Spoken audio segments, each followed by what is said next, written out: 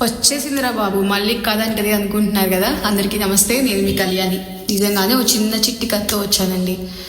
ఈ కథలన్నీ నేను ఏదో వైరల్ అవ్వడానికి, నాకేదో వ్యూస్ రావడానికి కాదని నేను ముందే చెప్పాను, మళ్ళీ చెప్తున్నాను. అయినా స్టైల్గా నడిస్తేనే వైరల్ అయిపోయే కంటెంట్కి ప్రేక్షకుల్ని అంత ఆదరిస్తున్నప్పుడు ఇలాంటి స్టోరీస్ని ఆదరించకుండా ఉంటారా? ఈరోజు ఆదరించకపోవచ్చు, ఏదో ఒకటి ఆదరిస్తారు. కానీ నేను వైరల్ అవ్వడానికి, వ్యూస్ కోసం ఖచ్చితంగా ఈ స్టోరీస్ చెప్పట్లేదు.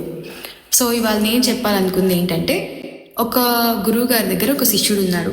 ఆ శిష్యుడు గురువు గారి దగ్గరికి వెళ్ళి, గురువుగారు, నా లైఫ్లో ఏది కొత్తగా జరగట్లేదండి, నాకు చాలా బోర్గా ఉంది, చాలా రొటీన్గా నడుస్తుంది, ఎందుకు ఇలా అవుతుంది అని అన్నాడు. సో అప్పుడు ఆ గురువు గారు, నువ్వు వెళ్ళి ఒక గ్లాస్ వాటర్ తీసుకురా అని చెప్పారు.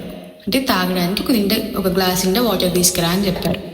శిష్యుడు అలాగే వెళ్ళి ఆ గ్లాస్ నిండా వాటర్ తీసుకొచ్చాడు. గురువు గారు ఆ గ్లాస్ని ఇలా పట్టుకొని, ఆల్రెడీ ఆయన దగ్గర ఉన్న నిండు గ్లాస్ వాటర్ని అందులో పోయడం స్టార్ట్ చేశారు.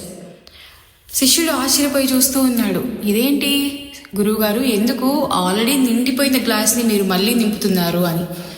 అప్పుడు గురువుగారు శిష్యుడి వైపు చూసి అన్నాడు, చూడు, నువ్వు కూడా అంతే, నీ లైఫ్లో జరిగిపోయిన విషయాల్ని, అహంకారాన్ని, కోపాన్ని, బాధని నీ లైఫ్లో అలానే ఉంచుకున్నావు.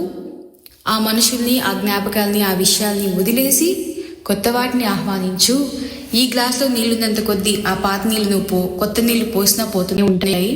సో నువ్వు కూడా నీ లైఫ్లో అంతే అన్నారట. మనం కూడా అంతేనండి. మన లైఫ్లో జరిగిపోయిన చేదు జ్ఞాపకాల్ని, చేదు మనుషుల్ని అన్నిటిని వదిలేద్దాం, కొత్తగా స్వాగతిద్దాం. అప్పుడే కొత్త జ్ఞాపకాలు, కొత్త సంఘటనలు మన జీవితంలో జరుగుతాయి. మనం వాటిని ఖచ్చితంగా ఆహ్వానించి తీరాలి. Thank you, me Kalyani.